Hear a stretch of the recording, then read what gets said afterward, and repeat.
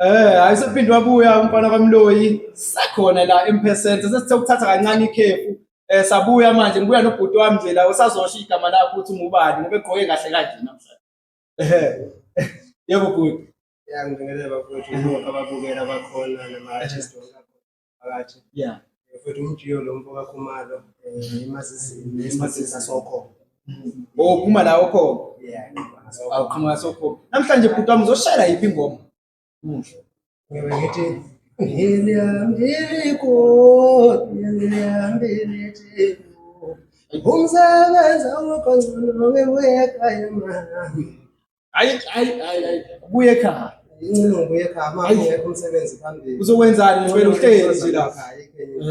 Hayi mfo ushayela uMaskandi kahle. Yebo uMaskandi. Ushayela uMaskandi. Awufunayo nje uMaskandi wakhe ngakuthola ngapha.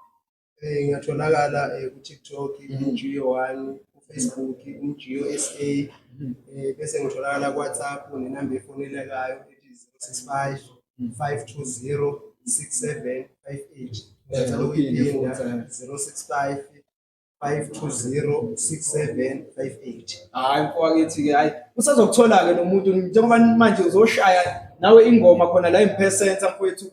Istage uzoshishela namanye amaciko khona ogospel khona o-hip hop khona amapiano khona wonke umuntu.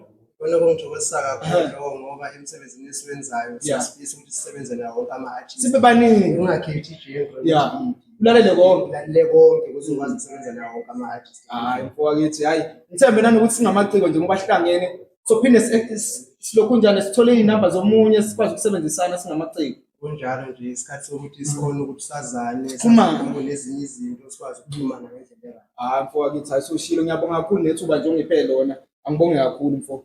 Hayi usoperforma kahle ushaya iperformance emnandi la usukhuluma ngawo ukuthi phela kuye egoli.